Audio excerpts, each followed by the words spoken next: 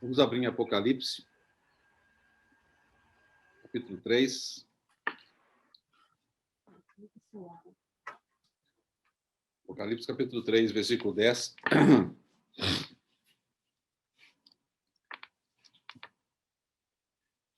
Essa é a carta à igreja em Filadélfia. Versículo 10. Porque guardaste a palavra da minha perseverança, também eu te guardarei na hora da provação que há de vir sobre o mundo inteiro, para experimentar os que habitam sobre a terra. Venho sem demora. Conserva o que tens, para que ninguém tome a tua coroa. Porque guardaste a palavra da minha perseverança. Venho sem demora. Apocalipse, capítulo 22, versículo 7. Eis que venho rapidamente. O venho sem demora, mas venho rapidamente. Bem-aventurado aquele que guarda as palavras da profecia deste livro. Versículo 12. Eis que venho rapidamente. E comigo está o galardão que tenho para retribuir a cada um segundo as suas obras. Versículo 20. Aquele que dá testemunho dessas coisas, certamente venho rapidamente. Amém. Vem, Senhor Jesus. Vamos ter mais uma palavra de oração? Senhor, te damos graças mais uma vez, Senhor, nesta noite. Porque podemos juntos com os nossos irmãos, ainda que fisicamente distantes, mas em um só espírito, estarmos diante do Senhor na tua mesa, Senhor. Amém. Nós somos gratos pela tua fidelidade, Senhor, em nos convidar para estarmos assentados juntamente contigo, Senhor. Obrigada. Podemos lembrar e fazer memorial, Senhor, do teu sacrifício, da tua obra sem igual, Senhor, da tua obra incomparável. Ó, Senhor, como nós somos gratos a ti, porque nós que de maneira alguma mereceríamos, Senhor, qualquer tipo de consideração do Senhor. Amém, Jesus. Mas aprova o Senhor dar o teu único filho, Senhor, para que nós pudéssemos ter vida juntamente com ele. Senhor, somos gratos ao Senhor porque estamos livres da condenação. Senhor, não é mérito nosso, Senhor, mas é por causa da tua obra perfeita na cruz do Calvário. Ó, Senhor, quão grande é essa redenção. Senhor, quão grande e quão maravilhoso é sabermos que aquele escrito de dívida que era contra nós foi cravado na cruz do Calvário, Senhor. Amém, Jesus. Nós somos gratos ao Senhor por isso. Senhor. Então, nesta noite, nós nos achegamos também, irmãos e irmãs, diante do Senhor. Amém. Cada um de nós, desejosos de ouvir a tua palavra, Senhor. Amém. Amém. Porque nós sabemos que somente o Senhor tem as palavras de vida eterna. Amém, Senhor. Senhor, nós somos gratos ao Senhor porque nós podemos contar com o teu Santo Espírito, Senhor, para nos Amém, conduzir Jesus. e nos fazer compreender, Senhor, aquilo que o Senhor deseja que nós compreendamos, que nós entendamos Amém. a tua palavra. Mas nós clamamos ao Senhor que possa ir além da mera letra, Senhor. Sim. Nós clamamos ao Senhor para que o Senhor venha, pela tua grande misericórdia, fazer com que a tua palavra seja realidade em nossas vidas. Amém. Senhor, em nós mesmos, nós reconhecemos que não temos qualquer condição. Sim. Sabemos que, Senhor, que nós não temos condição, nós reconhecemos isso, Senhor, e por isso nós clamamos, Senhor, pelo auxílio do Paráclitos, do Espírito Santo. Amém, Jesus. Amém, Fortalecer e fazer com que nós possamos, Senhor, estar entre aqueles que são praticantes da tua palavra, não meramente Amém, ouvintes. Jesus. Amém, Senhor, Senhor. quantas dessas verdades da tua palavra nós já ouvimos, Senhor, e quantas Amém. delas já colocamos em prática. E por isso nós clamamos, Senhor, que nós, pela tua grande misericórdia, nos dizem que nós vivemos. Amém, Senhor, venha Jesus. permitir que nós possamos colocar em prática tudo aquilo que o Senhor tem Amém, Senhor. trazido para nós na tua palavra, Senhor. Amém, Amém. Jesus. Nossa, o Senhor é aquele que é capaz de fazer com que o querer seja realizado, Senhor. Amém, Jesus. Não apenas o querer, mas o realizar. Amém. Essa confiança que nós chegamos, Senhor, aos teus pés nessa noite, como Em Maria, nome de Jesus. desejamos ouvir do Senhor. Amém. Tenha misericórdia de cada um de nós, que o teu Santo Amém, Espírito Senhor. possa ouvir o que fala, e também os ouvidos do que ouve, que sejamos como Amém, um Jesus. só homem na tua presença. Pedimos, Senhor, por uma noite de céu aberto na tua presença. Amém. Senhor, nós louvamos o teu nome, engrandecemos o teu nome, nos submetemos a ti, reconhecido, Senhor, de que realmente a nossa dependência está em Ti, e de que realmente sem o Senhor nós não podemos fazer nada. No nome do Senhor Jesus. Amém, Senhor. Amém. Bom, irmãos, alguns sábados aí eu sei que não tem sido continuado, não, alguns irmãos até reclamaram por isso, né? Às vezes perde um pouquinho por causa do intervalo de tempo grande, mas eu tenho certeza que os irmãos devem ter aí a disposição de poder rever, se for o caso, né, os áudios, né, que o irmão Atílio tem postado. E só lembrando aqui, eu cheguei nesse ponto aqui, porque, como os irmãos devem se lembrar, eu tenho buscado compartilhar um pouco sobre as parábolas, né, do Nosso Senhor, e chegamos aqui em Mateus 24 e 25, né, são parábolas, estou fazendo referência a Mateus, mas certamente tem referência em outros evangelhos sinóticos, e para que a gente possa, de fato, assim eu entendo, né, depreender, né, apreender aquilo que o Senhor tem para dizer, né, nos capítulos 24 e 25, especialmente nas parábolas que estão lá no capítulo 24, eu acho que é muito importante, né, porque são direcionados à igreja, acho que é muito importante que a gente possa ter, então, esse pano de fundo. Então, eu aqui me enveredei por tocar em algumas questões relacionadas com o tempo do fim, né, e aí, é nesse ponto que nós estamos hoje. Meu encargo para essa noite seria tentar avançar um pouco mais. Eu não vou chegar, possivelmente não vou chegar nas parábolas hoje, os irmãos me perdoem, mas preciso de um pouquinho mais de tempo para poder falar ali da primeira parte de Mateus capítulo 24.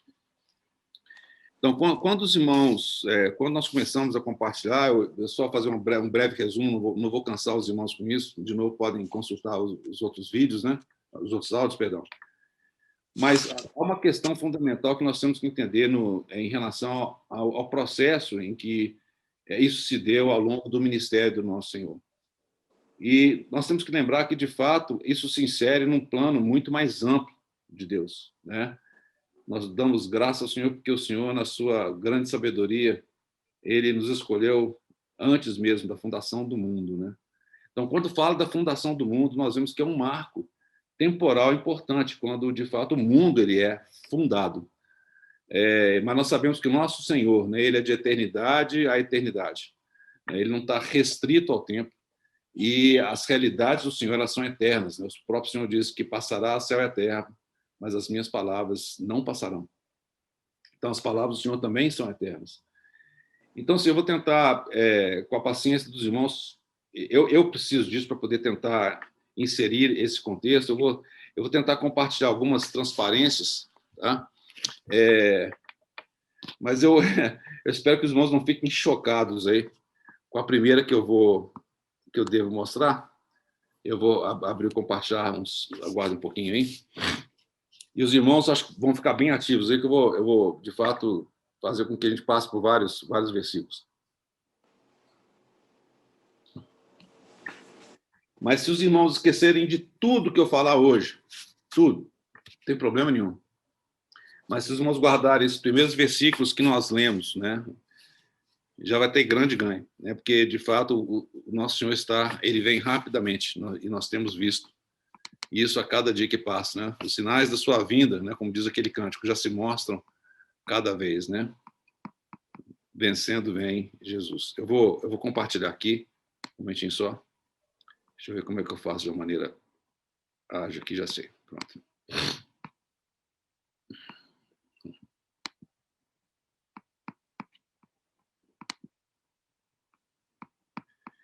Eu espero que os irmãos estejam visualizando. Sim? Estão visualizando, irmãos? Sim. Sim. É ótimo. Então, lembrando, então, eu não sei se esse aqui está na frente. Lembrando, então, que a estrutura do livro de Mateus, isso aí eu coloco até um irmão nos lembrou, eu tentei colocar todas as referências e as fontes, né, de onde essas coisas estão sendo tiradas. Essa estrutura simétrica é muito maravilhosa, né, do Evangelho de Mateus, nos mostra, então, que ali são 5 discursos, né, que o Senhor que o Senhor proferiu, e esses discursos são antecedidos e são sucedidos de narrativas, né? Então, e a simetria ela é maravilhosa, como a gente está vendo aí. Você tem... eu vou tentar usar o apontador aqui, ver se funciona. Laser pointer. Então, a gente tem aqui, né, A e o A', né? B e B', C, C', assim por diante, né? Então, essa simetria, ela se dá, e é muito maravilhosa, porque você vê, por exemplo, que no caso do primeiro discurso, que é exatamente, a gente conhece como Sermão do Monte, né? E nós esperamos que, quem sabe, se eu permitir, próxima semana, algumas irmãs e outros irmãos, né? Teremos esse tempo aberto para os irmãos poderem compartilhar, e a gente sabe que algumas irmãs estão estudando o Sermão do Monte. Exatamente esse é o primeiro discurso, né? Sermão da Montanha, e ele tem como contrapartida aqui, então, na simetria, esse quinto discurso, que é o Sermão no Monte das Oliveiras, que é exatamente esse que está registrado aí em Mateus 24 e 25, que é um sermão profético. Então, então tem o primeiro discurso, o segundo discurso. Não sei se o Atílio consegue admitir a Sandra, hein? Eu não sei se eu consigo, tá? O segundo discurso. Então, o primeiro discurso é a realidade do reino, ou seja, como é que é o reino, né? O reino hoje está em mistério, né? O Senhor, o João Batista, quando ele pregava, falou: está próximo o reino dos céus, né? E da mesma forma, o Senhor Jesus, quando ele continua, ele assume então a pregação do reino, o evangelho do reino, e fala: o reino dos céus está próximo, e ele falou que o reino dos céus está aí entre vós. Então, nós vivemos hoje num momento em que o reino está em mistério, né? O mundo não conhece o reino. O mundo não sabe nada a respeito do reino. Por isso, quando o mundo vê o Sermão do Monte, né, vê as bem-aventuranças, eles podem achar que aquilo se aplique a eles, mas, na realidade, é um contexto do reino dos céus, né? Então, a realidade do reino é o discurso do Sermão do Monte, e eu vou saltar, né, indo lá para o quinto discurso, que é a manifestação do reino. Então, aí é o reino visível. Como será, então, a realização do ponto de vista visível desse reino? E nós sabemos que isso vai acontecer do ponto de vista do mundo, com a volta visível do nosso Senhor. A volta visível do nosso Senhor. Então, assim, só para poder contextualizar, eu vou ver se eu vou para o próximo aqui. E aí eu quero mostrar isso que eu falei para os irmãos não assustarem, né? O relógio do fim do mundo. É curioso observar que o mundo também, ele, de alguma forma, suspeita que alguma coisa vai acontecer, não muito boa, pelo jeito, né? Então, de forma geral, em 1947, ele, como está dizendo o Einstein e o Oppenheimer, quem deve se lembrar, o Oppenheimer foi responsável por aquele projeto Manhattan, de onde saiu, então, a bomba atômica, né?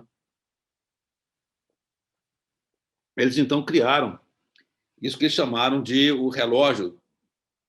Em inglês seria Doomsday, que é Apocalipse, né? Em português vem como relógio do fim do mundo. E esse conselho, né, ele é composto só de prêmios Nobel.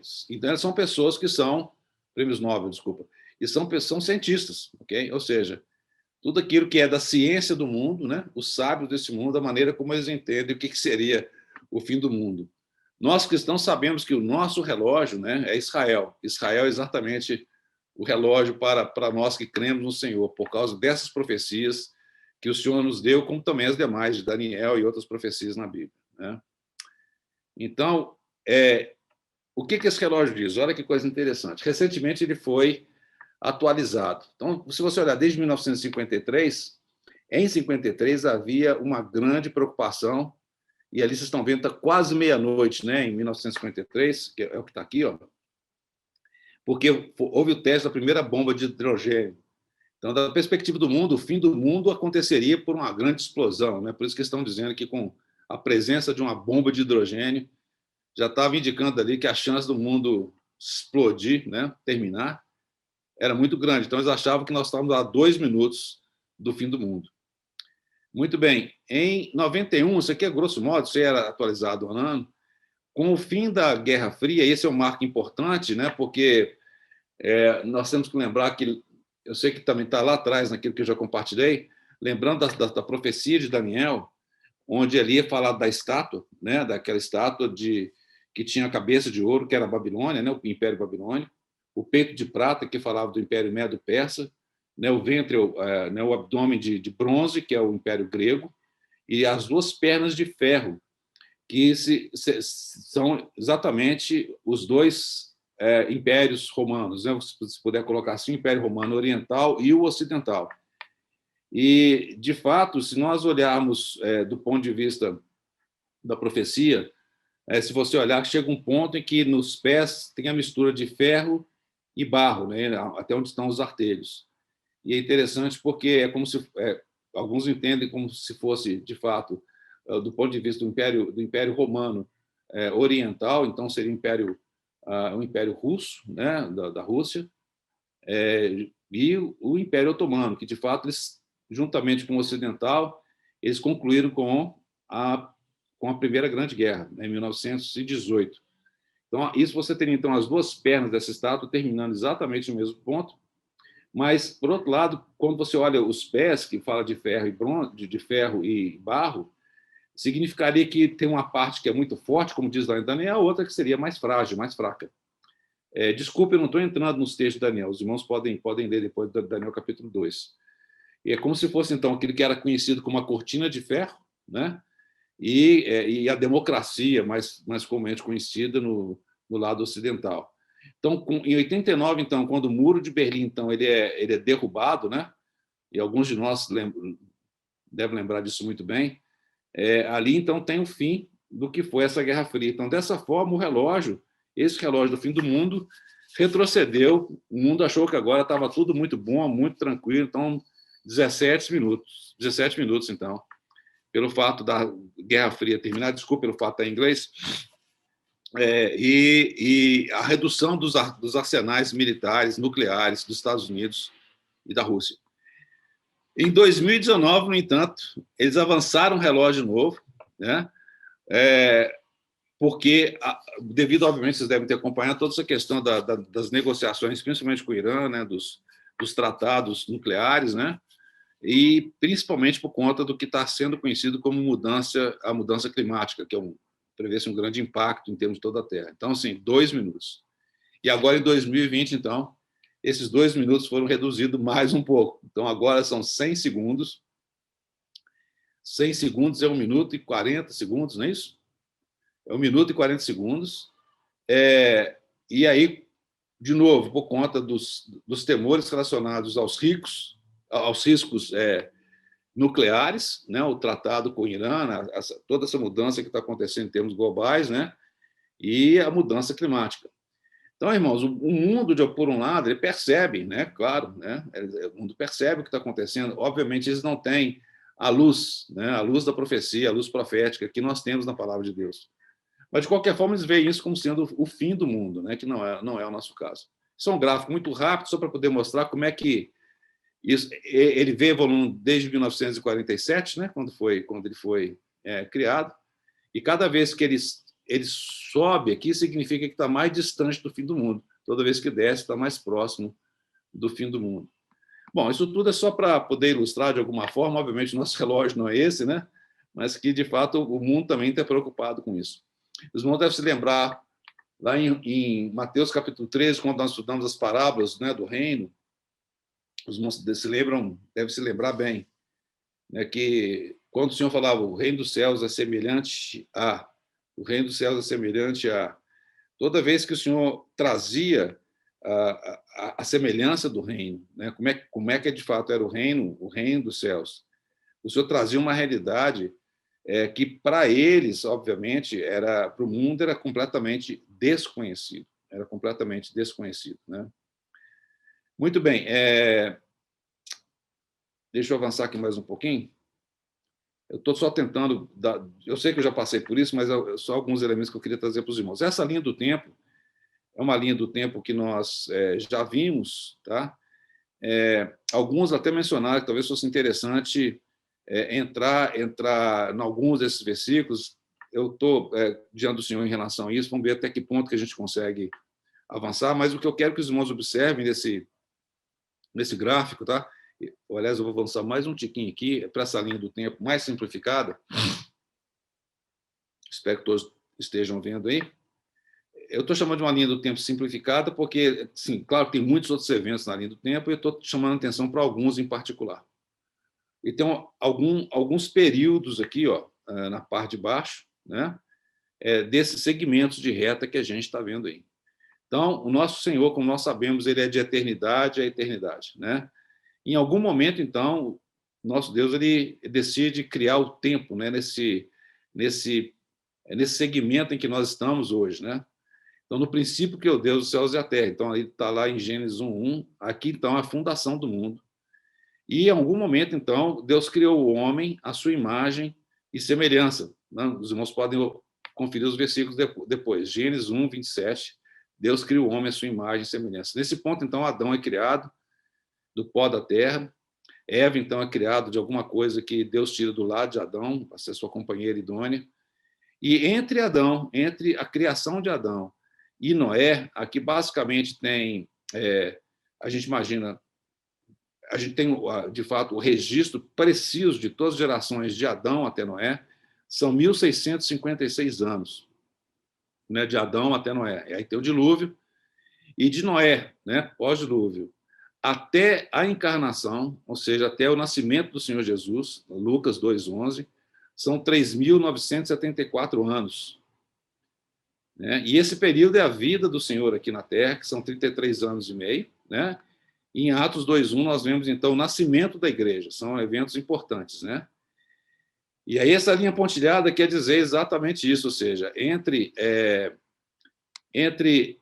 o nascimento da igreja, né? É a era da igreja, e o início do milênio, é um intervalo de tempo que nós não sabemos quanto que é. O que nós podemos dizer com certeza que desde o nascimento do Senhor, na encarnação do Senhor, até hoje são 2021 anos, aproximadamente, não é isso?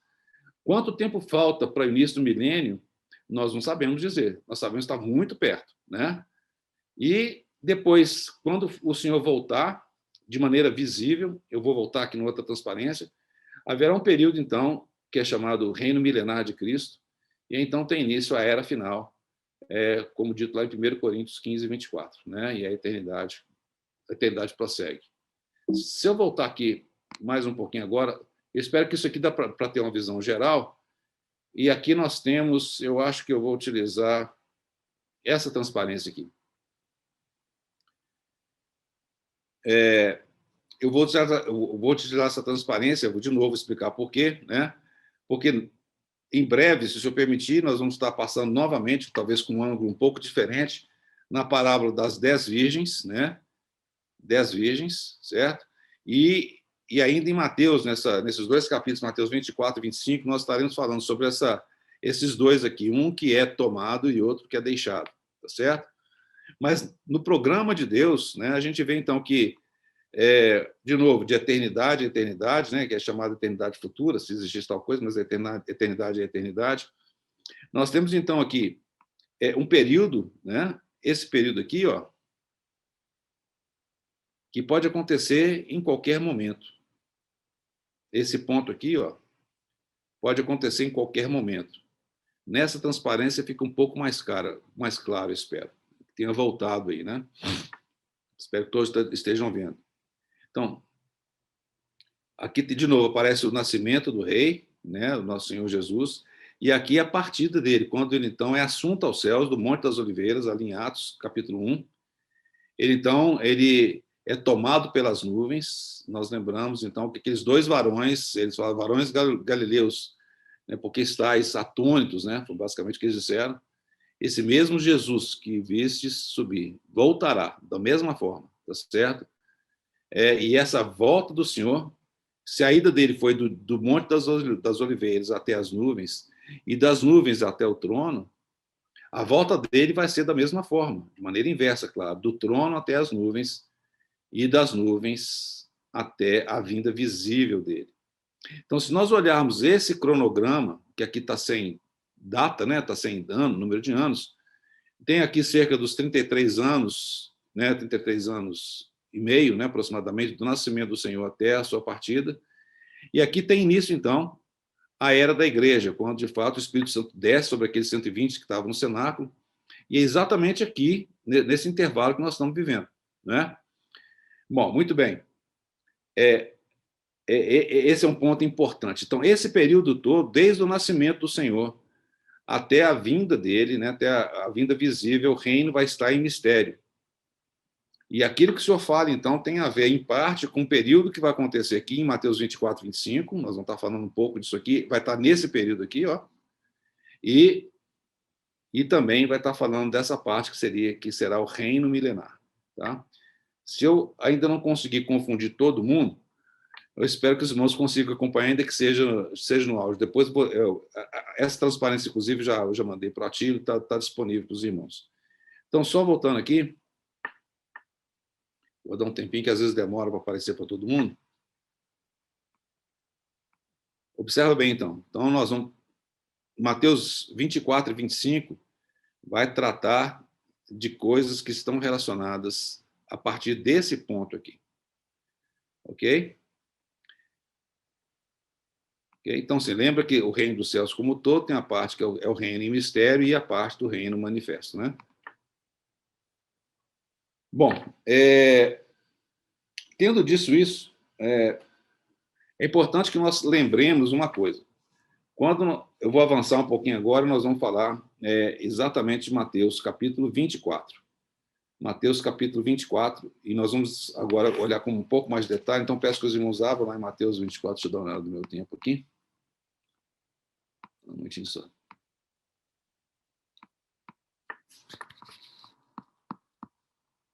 Pode ser que eu volte alguma transparência aqui, mas nesse momento eu vou parar de compartilhar. O tempo passa muito rápido mesmo. Bom, então, Mateus capítulo 24. Nós vamos ler em Mateus, nós vamos ler em Lucas também, que a passagem é paralela. Então, Mateus capítulo 24, os discípulos, eles perguntam para o Senhor, lembrando que no capítulo 23 nós vemos uma demonstração da oposição dos fariseus, e o Senhor, então, proclama aqueles diversos ais, né? Ais em relação aos fariseus, e, de fato, o Senhor ele é rejeitado. E essas são as últimas palavras do Senhor, de fato, para eles, né? E diz o seguinte, Mateus 23, desculpa, versículo 37. E o Senhor diz, Jerusalém, Jerusalém, que matas os profetas, não é que matou, não, certo? Que matas. Observa o tempo verbal que o Senhor usei. O Senhor em breve seria morto, né? E apedreja os que te foram enviados. Quantas vezes eu que reuni os teus filhos, como uma galinha junta os seus pintinhos debaixo das asas, e vós não quisestes. Eis que a vossa casa vos ficará deserta. Essa é uma chave importante. Vossa casa vos ficará deserta. Declaro-vos, pois, que desde agora já não me vereis, até que venhais a dizer, bendito que vem, no nome do Senhor. Irmãos e irmãs, nós temos que lembrar que esse que profere essas palavras é ninguém mais do que o nosso Senhor Jesus. Ele é profeta, e as suas palavras são precisas. Nós lembramos que... mantenha seu dedo aí em Mateus, que eu ainda vou chegar no 24, os irmãos devem estar ansiosos, porque eu não chego no 24 de jeito nenhum, né? Vamos abrir lá em Deuteronômio, perdão, capítulo 18, versículo 18. Diz o seguinte, suscitar-lhes-ei um profeta do meio de seus irmãos, semelhante a ti, está falando de Moisés aqui, em cuja boca porei as minhas palavras, e ele lhes falará tudo o que eu lhe ordenar. De todo aquele que não ouvir as minhas palavras, que ele falar em meu nome, disso lhe pedireis contas. Então, aqui, o Senhor promete que suscitaria alguém semelhante a Moisés. Moisés foi um profeta. E o cumprimento dessa profecia, nós vemos lá em Atos, mantém lá o dedo em Mateus, hein? Atos, capítulo 3.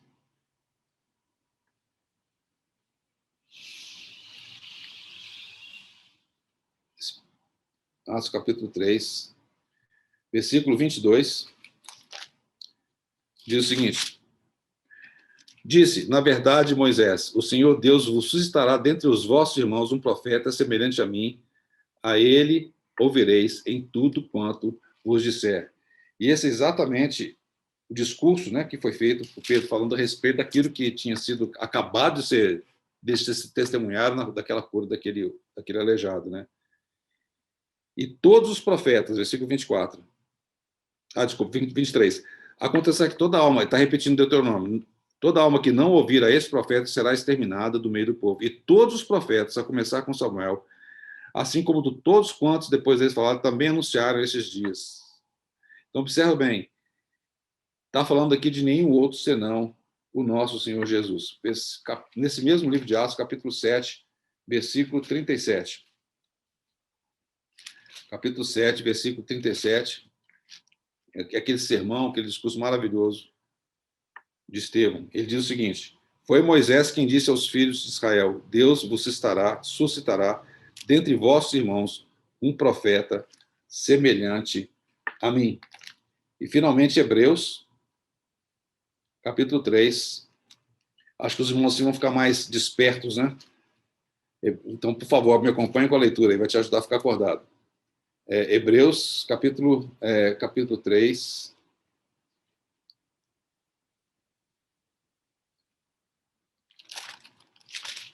Versículo 5 e 6. E Moisés era fiel em toda a casa de Deus como servo, para testemunho das coisas que haviam de ser anunciadas. Cristo, porém, como filho em sua casa, a qual somos nós, se guardarmos firmes até o fim a ousadia e exultação da esperança. Cristo, porém, eis alguém aqui que é maior do que Moisés. Então, nosso Senhor, então, ele é esse profeta que, de fato, havia sido prometido desde a antiguidade, né? Desde a época de Moisés, né? Então, por que isso é importante? Porque o nosso Senhor, como profeta, ele agora vai colocar nesse sermão do Monte das Oliveiras, de uma maneira bem mais clara, aquilo que já tinha sido falado por outros profetas, como Jeremias, como Isaías, como Daniel, Zacarias, né, Miqueias, Joel. Ele traz de uma maneira condensada algo que vai conectar isso tudo, todas aquelas profecias do Antigo Testamento, com aquilo que ainda viria, né? Que o Senhor ele vai agora profetizar em relação àquilo que ainda viria, de alguma forma ligado de maneira muito próxima, né, com o Apocalipse. Ou seja, Apocalipse é como se fosse uma expansão, né, um detalhamento daquilo que o Senhor falou aqui de maneira talvez um pouco mais resumida. Então, muito bem, essa rejeição do nosso Senhor, né? E eu não posso me furtar de lembrar os irmãos. Lembra que quando o Senhor Jesus começou a falar em parábolas, ele falou porque o povo já o havia rejeitado, para que ouvindo não entendam, e para que vendo eles não consigam entender. Mas para vós outros que pertencem ao Senhor, essas coisas foram feitas claras. Tanto que os irmãos devem se lembrar que no final do capítulo 13, o Senhor pergunta para eles, vocês entenderam todas as coisas? Falaram sim. Porque, de fato, eles compreenderam aquilo que o Senhor Jesus estava dizendo por meio de parábolas, mas, no entanto, os de fora não conseguiram entender. Porque foi a maneira como Deus escolheu, para que ele pudesse proferir, né, todo o seu ensinamento, porém, de maneira que estava velada para aqueles que o rejeitaram. Né? Por que isso é importante? Porque se nós olharmos o capítulo 12 de Mateus, logo antes do 13, quando acontece aquela rejeição, o próprio Senhor, momentos antes, quando a sua família estava do lado de fora querendo falar com ele, que ele dá aquela declaração: quem que é minha família? Quem é minha mãe? Quem são os meus irmãos? Então, de maneira muito ampla, o Senhor agora abre de maneira muito ampla para poder incluir todo aquele que faz a sua vontade, ouve as suas palavras. Esses são a minha mãe e meus irmãos. Então, a rejeição que aconteceu ali no capítulo 12, da mesma forma, é uma rejeição que acontece aqui em Mateus capítulo 23, logo antes dessa sequência de parábolas que vai acontecer em breve e dessa mensagem no Monte das Oliveiras. Bom, vamos lá. Vamos agora chegar no capítulo 24, finalmente. Então, tendo Jesus saído do templo, versículo 1, ia se retirando quando se aproximaram dele os seus discípulos, para lhe mostrar as construções do templo. Então, observa bem, o Senhor estava saindo, ele estava falando com os escribas e fariseus, tá, capítulo 23, versículo 13, né, quando ele começa a falar os ais, e ele então começa a sair do templo. Ele estava se retirando, estava no templo ainda. E lembrando que esse era o templo de Zorobabel, que foi embelezado por Herodes, né? Realmente era uma edificação muito bela. Ela não tinha a mesma riqueza do que o primeiro templo de Salomão, mas ainda assim era uma edificação fantástica, né? E Herodes ele contribuiu muito para isso, por incrível que pareça, né? Ele toda a parte da fundação, etc. Ele embelezou muito, que era uma característica dele. E aquele templo era muito bonito, e principalmente as pedras, eram pedras que, né, acho que já até relatei para os irmãos, um dia que os irmãos forem lá vão observar também, são pedras que são paralelepípedos de 7 metros de comprimento, quase 1 metro e pouco de altura, 2 metros de altura, né, todas com um bordado maravilhoso, né, são pedras muito bonitas mesmo, de fato chamava atenção, e era orgulho, né? Lembrando, irmãos, que para os judeus, Jerusalém era a cidade, e é de fato a cidade do grande Deus, nós sabemos isso pela palavra de Deus, e eles entendiam que era de fato uma cidade eterna, e que ela nunca sofreria qualquer tipo de dano. E aí morava o perigo, né? Então os discípulos decidiram mostrar para o Senhor, então, como se o Senhor não conhecesse, né, a beleza, né, de tudo aquilo que estava ali, mostrar as construções do templo. Ele, porém, lhes disse, versículo 2, não vedes tudo isto? Ou seja, tudo isso o quê? Tudo aquilo que estava construído, aquelas edificações. Não ficará aqui pedra sobre pedra que não seja derribada.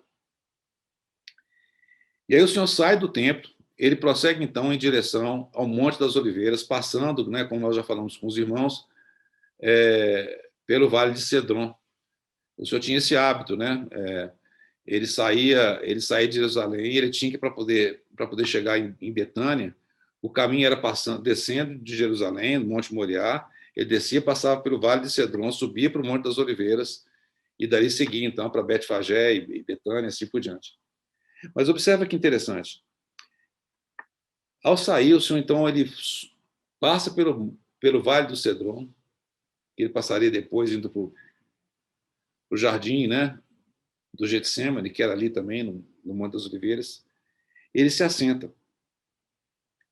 E quando se aproximaram deles, os discípulos, em particular, lhe pediram, diz-nos quando sucederão essas coisas e que sinal haverá da vinda e da consumação do século. Os irmãos, mantenham o dedo aí em Mateus, vamos lá em Marcos, capítulo 13, que é o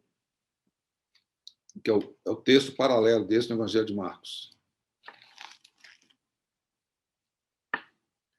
Versículo 3. No Monte das Oliveiras, de frente ao templo, achava-se Jesus assentado, quando Pedro, Tiago, João e André lhe perguntaram em particular. Então, nós sabemos quem são esses discípulos que perguntaram ao Senhor em particular. Esses 4 discípulos, eles ficaram curiosos, por um lado, e queriam saber, de fato, quando aconteceria aquilo, porque o Senhor falou uma coisa terrível, não ficará pedra sobre pedra que não seja derribada. Imagina a destruição do templo, ou seja, aquilo que eles achavam que era inexpugnável, era de fato indestrutível, seria destruído. E mais ainda, a ficha não tinha caído completamente para eles ainda, porque eles achavam ele como o Senhor Jesus, o Messias, o Cristo, como eles já sabiam que era por revelação que Deus havia dado a Pedro, né? Os irmãos devem se lembrar, lá em Mateus capítulo 16. Eles não estavam conseguindo entender, não fazia sentido. Ora, como pode ser que o Messias, que está conosco aqui, que vai então assumir o reino, vai assumir um reino que não vai ter um templo? E a função dele como rei e sacerdote, como é que seria exercido? Então, eles ficaram muito conturbados com aquela declaração do Senhor. Então, eles perguntaram em particular, versículo 4 do capítulo 13 de Marcos, diz-nos quando sucederão estas coisas e que sinal haverá quando todas elas estiverem para cumprir-se. E aí o Senhor Jesus começa a responder. E nós vamos voltar, então, para Mateus, capítulo 24. Espero que os irmãos estejam despertos ainda, né? Vamos folheando a Bíblia aí. Então, nós sabemos que no versículo 3 de Mateus, nós sabemos quem são os discípulos. É Pedro, Tiago, João e André. E a pergunta aqui, observa bem, a pergunta que eles fazem, na realidade, é aquela. Eu posso fazer uma pergunta, e vem 3, né, na realidade. Diz-nos quando sucederão estas coisas. Quais coisas? Aquilo que o Senhor tinha acabado de falar, que não ficará pedra sobre pedra. E que sinal haverá da tua vinda? Eles colocaram na mesma pergunta as duas coisas, porque eles sabiam que o Senhor já havia anunciado a eles da sua morte e que ele voltaria, né? Não vos deixarei órfãos. O Senhor já tinha falado com eles. E da consumação do século. Agora, vamos lembrar de uma coisa importante aqui. Esses discípulos, eles eram judeus. A realidade dos gentios não estava totalmente clara ainda para eles. O Senhor já havia falado da igreja, e que os portões do inferno não prevaleceriam contra ela. O Senhor falou de outras ovelhas que não eram daquele aprisco, mas isso ainda estava um pouco velado. Eles não tinham muita clareza de como é que seria essa questão da amplitude que, de fato, o cristianismo alcançaria. Então, lembra, eles eram judeus, e aquilo que o Senhor estava falando se referencia, nesse momento aqui, isso aí vai se alargar depois, nesses 2 capítulos, é por isso que eu estou gastando esse tempo aqui. O Senhor estava falando para eles de alguma coisa muito específica. Então, o Senhor vai falar de algo que era físico. Então, assim, lembrando que nas regras de interpretação, a gente não pode misturar alguma coisa literal com alguma coisa que é espiritual. Essa mistura, ela não pode. A gente vai estar fazendo uma violência com a palavra de Deus. Então, a interpretação das profecias, elas têm esse princípio. O princípio de interpretação fala que nós temos que seguir aquilo que é literal com o que é literal. E aqui a pergunta foi, quando que, de fato, não ficaria pedra sobre pedra? Pedra é uma coisa bem literal. Não estou falando, não é pedras vivas como colocado pelo apóstolo Paulo, não. Aqui está falando de pedra do templo mesmo, tá? E o Senhor responde, então. Agora ele vai responder, desculpa. Quando sucederão estas coisas, o quê? Pedra sobre pedra, que não ficará, né? Que serão derribadas. E que sinal haverá da tua vinda? Ele sabia que o Senhor voltaria. E da consumação do século. Essa palavra século, na verdade, são 2 palavras que aparecem aqui, uma do grego lá, que é chamada sunleteia, e outra é aion, né? Consumação do século, para eles, obviamente, eles estavam pensando no tempo que estava designado para Israel. Quando tudo, então, seria concluído, quando tudo que aqui havia sido profetizado seria, então, encerrado, né? E o rei, então, assumiria o seu reino. Essa era a pergunta deles. De maneira muito incorreta, às vezes é interpretado como sendo o fim do mundo, não é?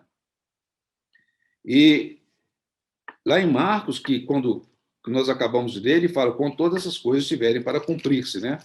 Vamos agora para mais um texto, Lucas 21, mantenha o dedo aí em Mateus. Lucas 21, esse texto é muito importante, ele vai servir para a gente nos próximos versículos, para nós entendermos. Lucas 21 é o capítulo paralelo, e observem que tanto, nem Marcos e nem Lucas, eles trazem, o conteúdo é um pouco diferente, né? Mateus, ele expande um pouco mais. Então, Lucas, capítulo 21.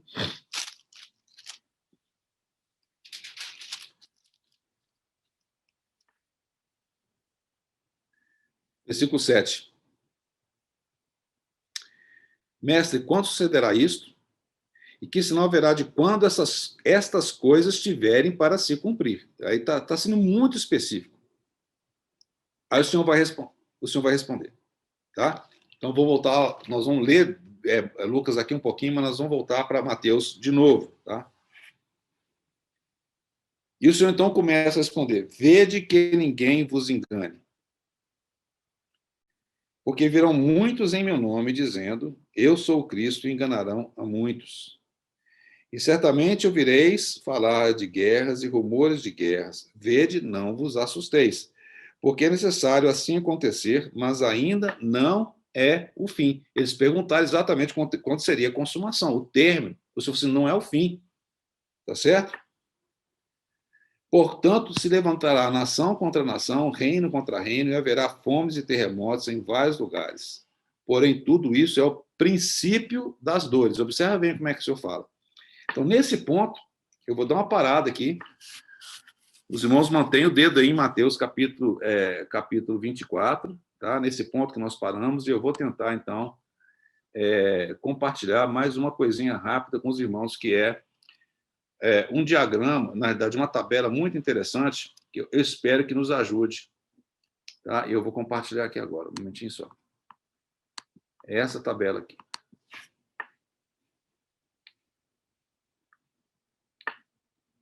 Eu vou ter que pedir o feedback dos irmãos. Estão vendo a tabela? Sim. Ótimo, obrigado. Eu vou colocar aqui o laser de novo.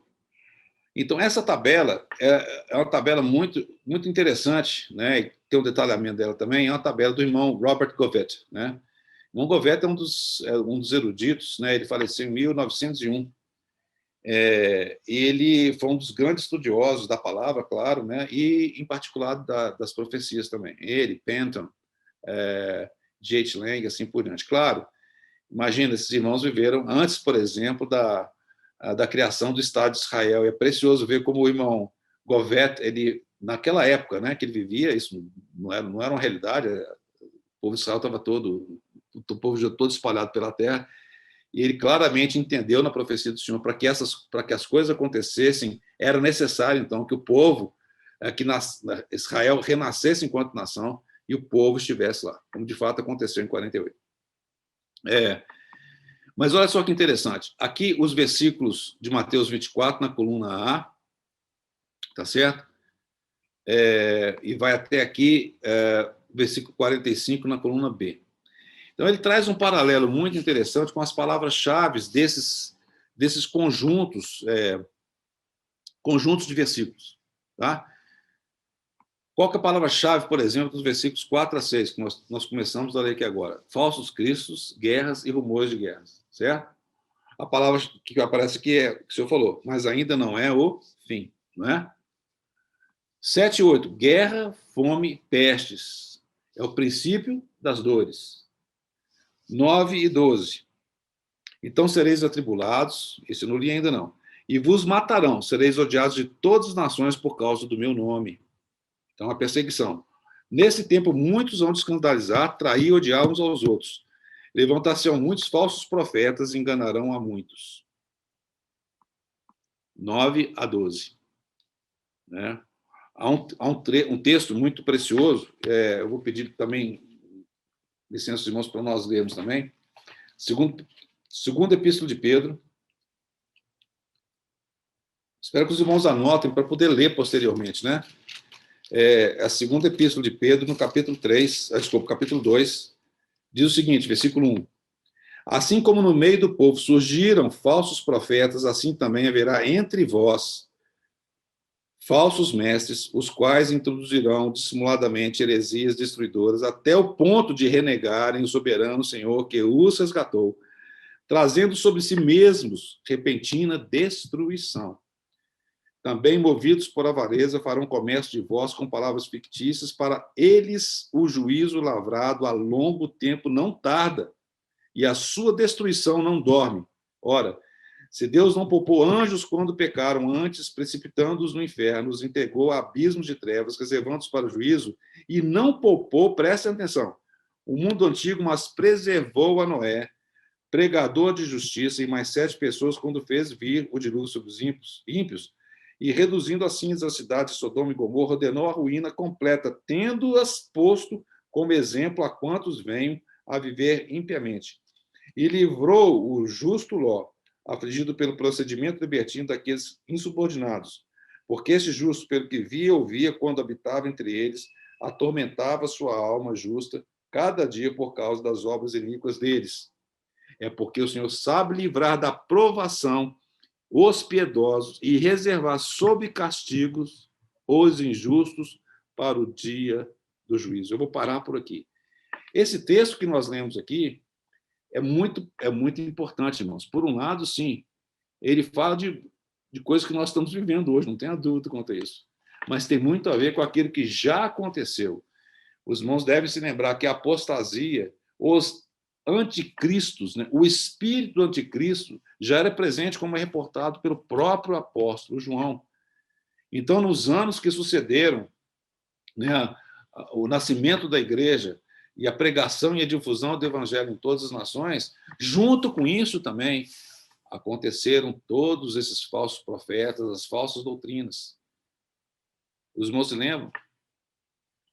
Mateus capítulo 13, a parábola do joio e do trigo. Irmãos, se por um lado o Senhor está edificando, ainda que de maneira não visível para muitos, o Senhor está edificando a sua igreja, né? O Senhor está, de fato, propiciando a maturidade do trigo.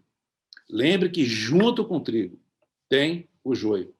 E esse joio, como a palavra de Deus fala ali em Mateus 13, foi semeado pelo inimigo de Deus. Irmãos, nós sabemos disso e não precisamos nos enganar. O joio está aí. O joio está aí. E muitas vezes é grande frustração, talvez para você e para mim. Às vezes nós vemos mais joio do que trigo. Mas não se engane. O nosso Senhor, nosso amado Senhor, ele tem o seu trigo. E como diz lá em Mateus capítulo 13, ele vai, de fato, colher esse trigo. Os irmãos conhecem muito bem como é o amadurecimento do trigo. O trigo, quando ele vai amadurecendo, ele se curva, né? O joio não, ele fica ereto. O serviço não quebra de jeito nenhum. E o trigo, a raiz dele vai secando. Ele vai, de fato, fazendo com que a sua dependência do mundo seja cada vez menor. Quando ele está maduro, então, ele é recolhido e levado para o celeiro. Lê lá em Mateus capítulo 13. Ele vai ser recolhido no celeiro. E o joio vai ser atado em feixes para ser queimado. Então, o que nós vemos desde que o Senhor proferiu essa parábola, é exatamente isso. Os filhos do reino, graças ao Senhor, o evangelho tem prosperado, muitos têm sido salvos, mas lembre-se, o reino do anticristo também tem avançado. Essas duas coisas estão progredindo juntas hoje, e que o Senhor tenha misericórdia de nós, e que possa permitir que nós estejamos entre aqueles que são amadurecidos pelo Senhor. Então, continuando aqui. Então, perseguição, apostasia e falsos profetas, tá certo? O Senhor fala, é o princípio das dores, versículo 12, então. Nesse tempo, versículo 10, muitos hão de se escandalizar, eu não sei se o Atílio consegue aceitar aí, trair ou odiar uns aos outros, levantar-se muitos falsos profetas e enganarão a muitos. E por se multiplicar a iniquidade, o amor se esfriará de quase todos. Aquele, porém, que perseverar até o fim, esse será salvo. E será pregado este evangelho do reino por todo o mundo para testemunho de todas as nações. Então virá o fim. Versículo 14. Tá certo? Versículo 14. Então virá o fim. Esse ponto é um ponto de uma divisão muito importante nesse discurso, né, do Senhor Jesus. Porque, a partir do versículo 15, há uma mudança muito importante. Antes, no entanto, da gente mudar para o versículo 15, nós vamos lá para o Apocalipse. E os irmãos, por favor, me acompanhem aí. Apocalipse.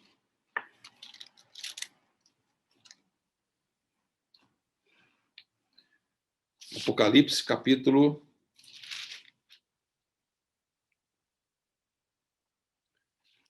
6. Apocalipse, capítulo 6. Os irmãos se lembram? No capítulo 5, então, nós vemos aquela cena maravilhosa, né, que finalmente João vê aquilo que aconteceu depois da nuvem, né? Ele viu o seu Senhor sendo elevado até as nuvens e desapareceu dos olhos dele. Eles ficaram imaginando o que aconteceu com o Senhor, né? Então, aqui nessa cena, é uma cena maravilhosa, em que João finalmente vê o Senhor. Ele vê o Cordeiro como tendo sido morto, no versículo 6. Né? E esse Cordeiro, então, ele recebe aquele livro. E ele, então, começa a abrir os selos. Lembram? João ficou triste, chorava muito no versículo. Ele fala no versículo 4, ele chorava muito, porque ninguém foi achado digno de abrir o livro, nem mesmo de olhar para ele. Nós sabemos que esse livro se fala exatamente da escritura, né, dessa terra, da escritura. Então, o Senhor Jesus agora, ele toma aquele livro, ele então começa a abrir os selos. Ora, quando o Senhor então ele é exaltado à destra do Pai, está sentado à destra do Pai, nós lembramos, né, que ele é o nosso grande sumo sacerdote, que intercede por nós, ele está à destra do Pai intercedendo por nós. Mas o processo se deu ele quando, de fato, ele chega nos céus. Então, aquela uma festa, né? Nós não conseguimos talvez nem descrever, não tem palavras humanas para poder descrever o que deve ter acontecido no céu com o Senhor vitorioso chegando nos céus e assentando-se à destra do Pai. Ele, então, esse cenário que a gente consegue ver, vislumbrar aqui de maneira tão maravilhosa, ele começa a abrir os selos. E capítulo 6, então. Vi quando o Cordeiro abriu um dos 7 selos, eu vi um dos 4 seres viventes dizendo, como se fosse voz de trovão, vem. Vi então, eis um cavalo branco, e o seu cavaleiro com um arco, e foi-lhe dado uma coroa, e ele saiu vencendo, e para vencer. Quando, então, esse primeiro selo se abre, né? E nós entendemos que isso acontece historicamente, né? Logo depois que o Senhor, então, ele está assunto ao céu, você vê que imediatamente ele abre esse primeiro selo, e esse cavalo começa a correr. Os irmãos voltam comigo, por favor, lá para Mateus capítulo 24, versículo 14. E será pregado este evangelho do reino por todo o mundo, para testemunho a todas as nações. Então virá o fim. Esse cavalo, então, começa a correr naquele momento, quando o Senhor abre esse selo. Ele começa a correr. E o evangelho, então, começa a ser pregado. Os irmãos devem se lembrar, então, que ali em Atos mesmo, quando, no dia de Pentecostes, né, eles se levantam, eles veem, né, aquelas pessoas que vinham de vários lugares do mundo, eles viram aquela coisa tremenda que Deus estava operando por meio do Espírito Santo. Então, eles creem no Senhor, eles se convertem, e quando eles retornem para os seus locais de origem, né, para os seus países, eles levam consigo esse evangelho. Então, dessa forma, o evangelho começou a espalhar por todo mundo. E nós vemos que chega lá, por volta do ano 300. Nessa época, a cada 3 cidadãos romanos, um era cristão. Então, de fato, como diz, né, o sangue dos mártires foi a sementeira do evangelho. O evangelho ele foi propagado em todo o Império Romano, viabilizado por todas aquelas carros, né, as estradas romanas que foram feitas para poder movimentar mercadoria, movimentar exército, na realidade também foi utilizada para poder fazer com que o evangelho se propagasse e se espalhasse pelo mundo inteiro. E graças ao Senhor, esse evangelho chegou até você, chegou até a mim. Pela misericórdia do Senhor, essa profecia do Senhor foi cumprida. E o Senhor diz que então virá o fim, mas não fala que é imediatamente. Então, esse primeiro trecho do versículo 4 até o versículo 14, como está mostrado aqui nessa tabelinha, é exatamente esse primeiro período em que o Senhor responde então aos seus discípulos. Como é que nós podemos ter certeza disso? A chave está em Lucas. Então vamos lá em Lucas. Os irmãos não precisam guardar Mateus, não. Vamos lá em Lucas capítulo 21, que aí é bem preciso. Aquela profecia do Senhor relativo à pedra que não ficaria sobre pedra que não fosse derrubada. Se refere exatamente àquele momento em que o general Tito, ele então toma a cidade. Os irmãos devem se lembrar que a cidade foi cercada e teve um período de cerco de cerca de 5 meses.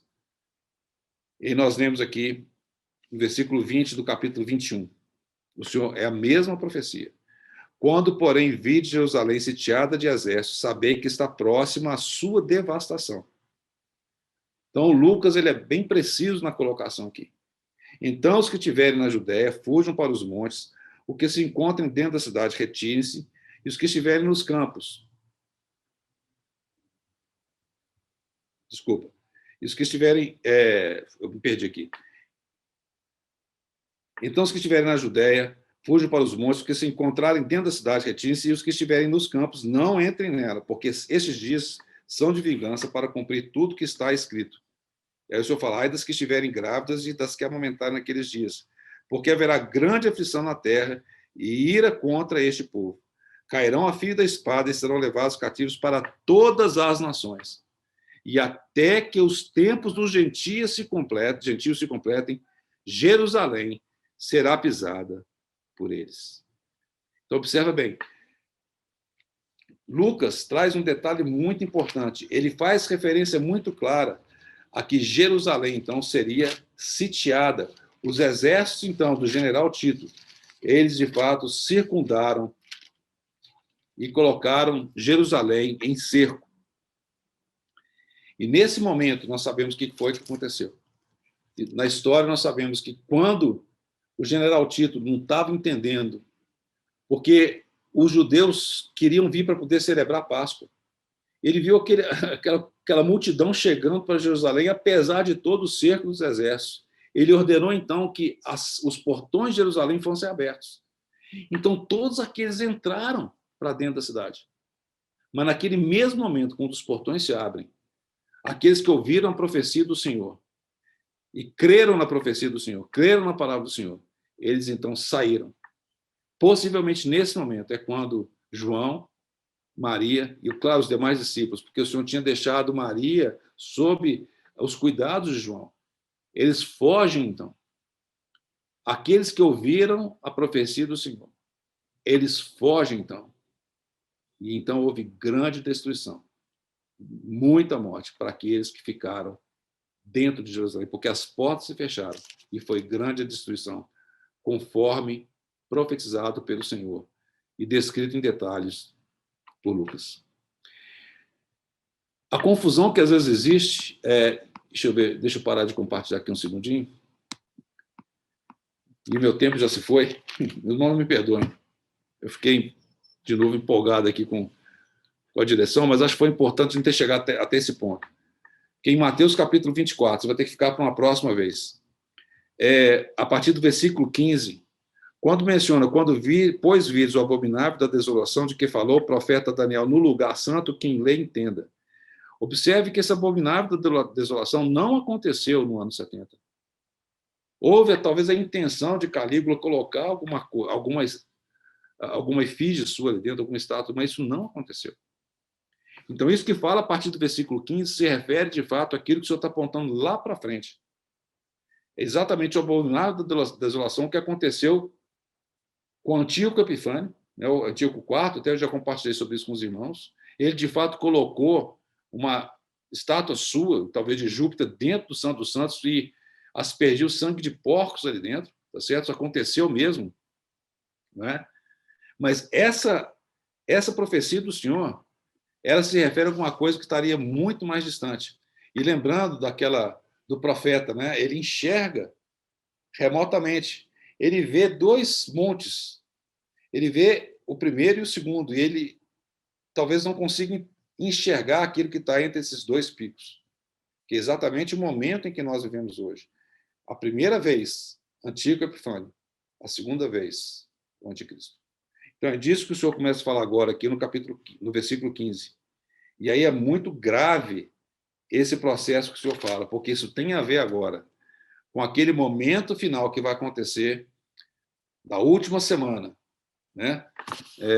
Eu não vou nem abrir a transparência de novo. Naquela última semana, aqueles 7 anos, últimos 7 anos, da profecia das 70 semanas de Daniel, quando, de fato, o anticristo ele vai quebrar o pacto que ele vai fazer no meio dos 3 anos e meio. E aí, sim, esse pacto vai ser quebrado, com ele colocando a imagem de si mesmo, a besta, lá no Santo dos Santos. E esse é o abominável da desolação, que o Senhor fala a partir aqui do versículo 15. O motivo disso tudo, irmãos, é para que talvez a gente tenha... É a maneira como eu tenho compreendido essas profecias. Se o irmão entende diferente, por favor, não fique com raiva de mim, não tem problema nenhum. Tá? Mas essa interpretação, ela me atende, né, com aquilo que eu tenho visto até o momento da palavra de Deus. E eu espero, na próxima vez que nós compartilharmos, então, eu tomar a partir do versículo 15 até o versículo 31, que mais, para a gente poder fechar essa parte profética referente aos judeus, para então a gente poder falar das parábolas que estão aí a partir do versículo 32 de Mateus capítulo 24. Então, só lembrando aos irmãos que aos olhos do Senhor, como fala o apóstolo Paulo fala, nem judeu, nem ao gentio, nem a igreja de Deus. São as três divisões que nós encontramos no mundo. Então, a primeira divisão dessa palavra profética do Senhor é para o judeu, e vai até o versículo 31. A próxima divisão, do versículo 32 do capítulo 24, até o versículo 30 do capítulo 25, se refere à igreja de Deus, a profecia relacionada à igreja de Deus, e eu vou explicar por que a gente entende assim. E, finalmente, aquela relacionada aos gentios, que as nações, né, que é do versículo 31 de Mateus 25 até 46. Vamos ter só mais uma palavra de oração. Senhor, nós te damos graças, Senhor, porque o Senhor realmente é maravilhoso. Damos graças, Senhor, porque, Senhor, quando contemplamos, Senhor, a precisão das tuas palavras, de uma maneira tão precisa, tão perfeita, como o Senhor realmente já descortina diante dos nossos olhos. Amém. Aquilo, Senhor, que aponta para a tua volta. Amém. Senhor, nós clamamos ao Senhor que, por um lado, apesar de ficarmos maravilhados, Senhor, com a beleza da tua palavra, que não percamos o Senhor de vista. Senhor, carecemos, de fato, de contemplar. Senhor, de contemplar o nosso amado Senhor. Senhor, de fato, nós queremos estar entre aqueles que aguardam o Senhor, que almejam pela tua vinda, de vê-lo face a face. Ó, Senhor, cria em nós, ganhe em nós tal coração, tal anseio, porque, de fato, as nossas raízes se desprendam desse mundo, Senhor. Sempre misericórdia de nós carecemos de ti. Oramos por cada irmão e cada irmã, cada um dos teus filhos. Amém, Jesus. Amém, Senhor. Que o Senhor realmente possa trazer essa maturidade, Senhor, a cada um de nós. Essa que o Senhor tem tanto almejado. E, de fato, Senhor, nós possamos ser conformados à imagem do teu Filho. Senhor, nós estamos aqui nessa noite agradecidos no nome do Senhor Jesus. Amém. Ô, Mário, será que você teria só um minutinho aí? Eu queria fazer uma pergunta. Na realidade, eu não creio em perda de salvação, tá? Mas você tem estudado muito sobre isso. O que você poderia falar para a gente sobre apostasia?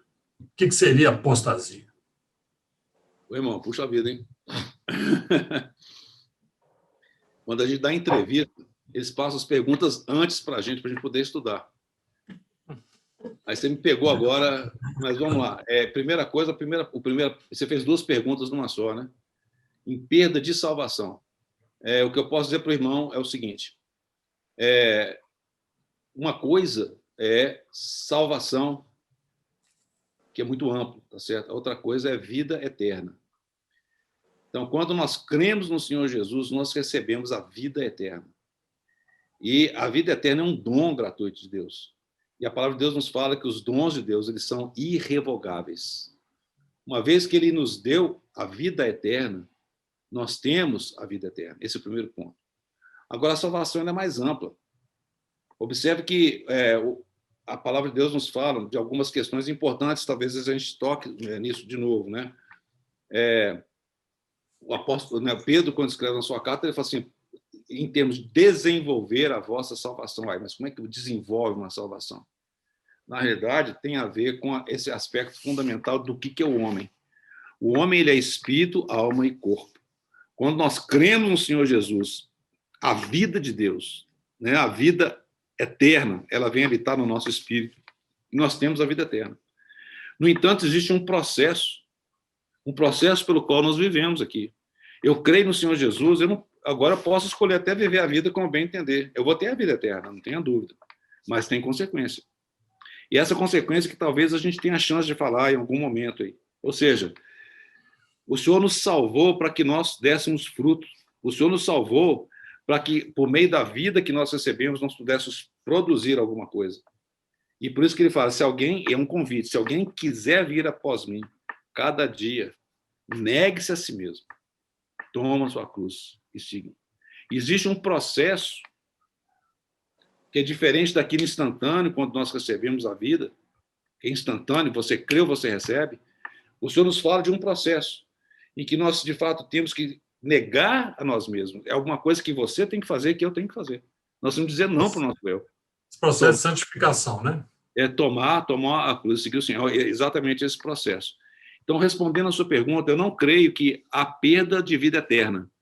Mas no tocante à questão a salvação enquanto a questão da nossa alma, sim, não é que nós vamos perder, mas o que nós, naquele diagrama a gente mostra, que a gente lê na palavra de Deus, fala não só nas diversas parábolas, eu não vou me antecipar muito aqui não, mas fala, lembra daquelas virgens que eram nécias?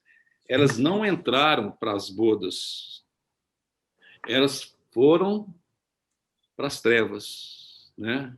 Então, quando a gente fala de um momento em que vai acontecer as bodas do Cordeiro, alguns vão estar nas bodas do Cordeiro por esse milênio, outros não vão participar das bodas do Cordeiro.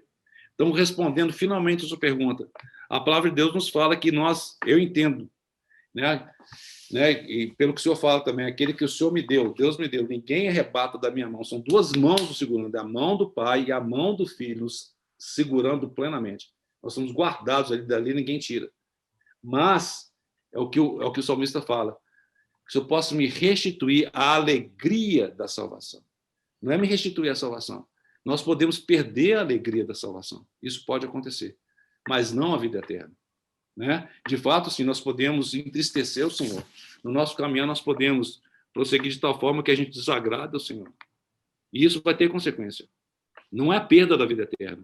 Mas nesse período de 1000 anos, nós não vamos participar das bodas do Cordeiro. É isso que nós temos entendido na palavra de Deus. Tá? Ou seja, por um lado, sim, teremos a vida eterna, graças ao Senhor por isso, mas tem consequência. É o exemplo que alguns irmãos dão. É como se, de fato, você cursando suas disciplinas, você não estuda o suficiente, deixa para lá, né? Aí toma uma bomba, mas você tem uma recuperação, vamos colocar assim, né? Tem um período de recuperação. O Senhor, na sua misericórdia, vai permitir, mas a tristeza é, enquanto está todo mundo festejando lá, você vai estar ralando para poder conseguir passar de ano, vamos colocar assim, né? O paralelo não é muito perfeito, não, mas basicamente é isso. Então, eu espero que tenha ajudado a resposta, né, para o irmão. Apostasia, então, seria essa perda da alegria aí, a perda de compartilhar com o Senhor a festa, o reino. Se alguém aquela parábola que fala que Jesus fala assim, esse cara aí não está com as vestes nupciais, então ele bota para fora. Exato, isso é interessante. Se o senhor permitir, em algum momento nós vamos tocar nessa parábola também, tá certo? Mas existe algo muito, muito maravilhoso. O irmão Luiz, recentemente, num compartilhar de ceia, eu recomendo que os irmãos ouçam, foi muito jóia, ele falando das diversas vestes, nas vestimentas, né? E de fato, o Senhor tem uma veste que nós recebemos, nós somos vestidos de Cristo, né? Nós somos revestidos por Ele. Mas existe uma veste que ela é cuidadosamente bordada, né? Essa veste que é bordada é uma veste que se refere exatamente a esse processo pelo qual você e eu, o que o Senhor deseja, né, que você e eu passemos. Então, existe algo mais, né? De novo, não é relacionado à perda da vida eterna. Então, assim, a pergunta é, alguém que creu no Senhor, essa pessoa perde a salvação se ela, de fato, descambar para o mundão e viver uma vida desregrada? A primeira coisa que a gente pergunta é o seguinte, será que essa pessoa creu mesmo no Senhor? Será que ele foi impactado pelo amor do Senhor? Talvez possa ter acontecido, mas se ele, de fato, se desviou, né, é muito triste isso. Ele não vai perder a sua vida eterna, mas, de fato, lá na frente, ele vai ter, então, essa perda, ele vai ficar de fora. Então, se ele apostatou da fé, igual as pessoas falam, apostatou da fé, por mais que ele quisesse, se ele, de fato, creu no Senhor Jesus, por mais que ele quisesse, Ninguém arrebata, nem ele mesmo, das mãos do Senhor, né? Nem do Pai, não tem jeito. Mas vai ter consequência. E é por isso que tem... eu estou resistindo aqui, está muito tarde, irmãos, desculpem, mas deixa eu só compartilhar esse slide aqui rapidinho, voltar naquela aqui, ó. Não sei se está todo mundo vendo aí. Sim. Sim. Pois é. Então, quando a gente fala do reino do seu Pai, que é esse compartimento aqui, ó, aqui seriam, então, as bodas do Cordeiro, né? Está representado, é um diagrama, né? Mostrando as bodas do Cordeiro. Esse espaço aqui, tá? Onde você tem aqui as 5 virgens sábias e esse um que foi tomado aqui, ó, o que foi arrebatado, tá certo?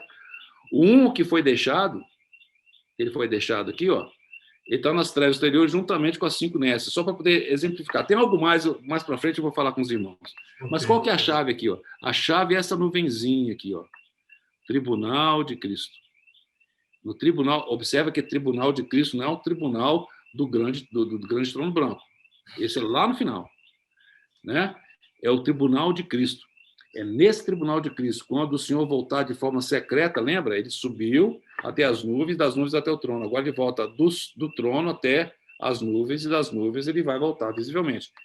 Nesse ponto aqui, no tribunal de Cristo, que é falado em Apocalipse capítulo 14, tá? E também é falado em Coríntios, assim por diante, vai haver um momento em que todos redimidos, observe, esses que foram arrebatados, juntamente com esses que arrebatados, né, aqui no arrebatamento dos vencedores, assim chamado, está relacionado lá em o Filho Varão de Apocalipse capítulo 12, esses que vão descer com o Senhor, eles vêm com o Senhor, porque são arrebatados até o trono, eles vêm com o Senhor até as nuvens, e esses que foram arrebatados, observa que as virgens, as 10 virgens, elas todas dormiram no Senhor, elas, juntamente com aqueles que foram deixados, eles vão ser arrebatados também para a nuvem.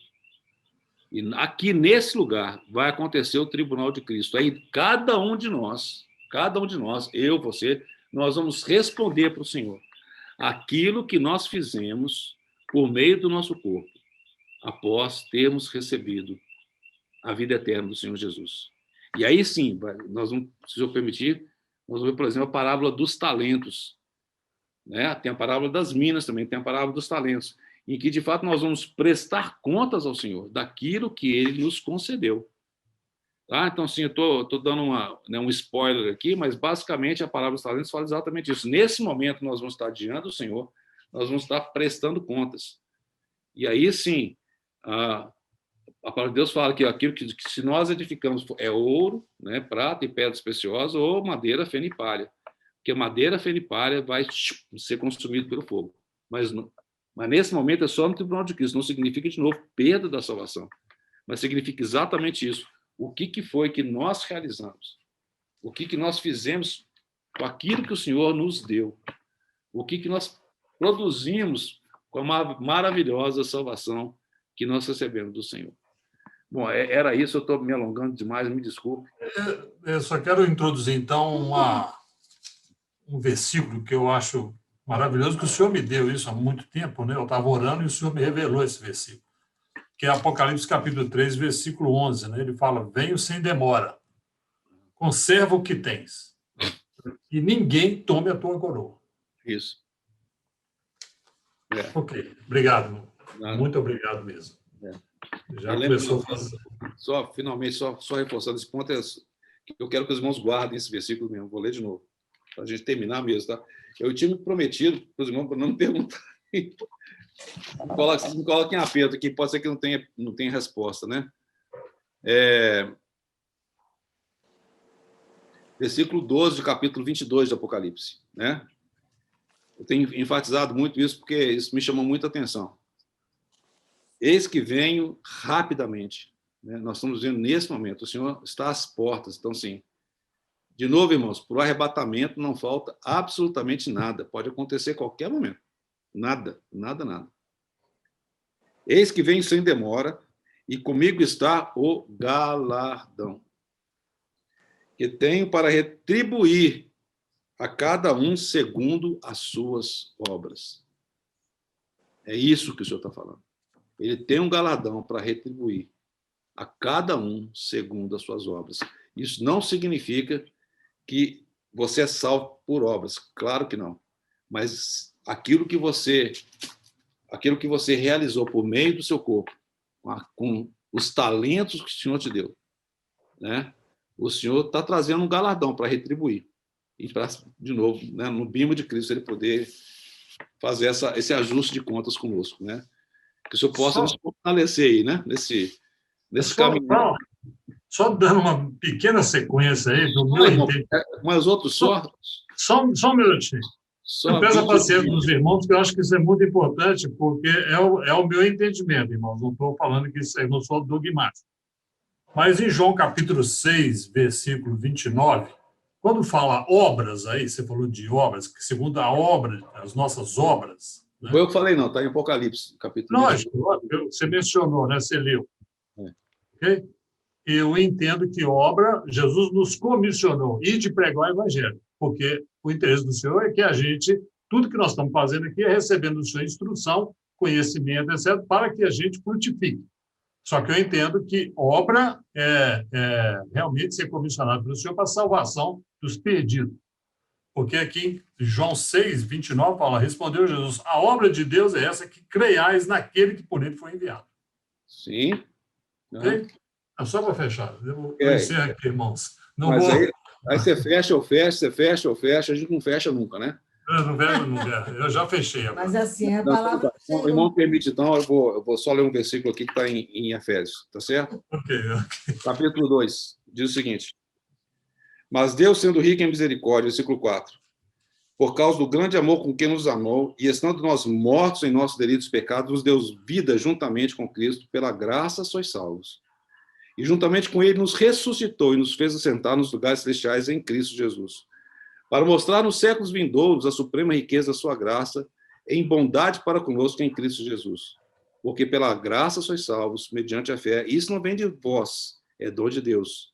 Não de obras, para que ninguém se glorie. Pois somos feitura dele, criados em Cristo Jesus para boas obras, as quais Deus de antemão preparou para que nós andássemos. Amém. Amém.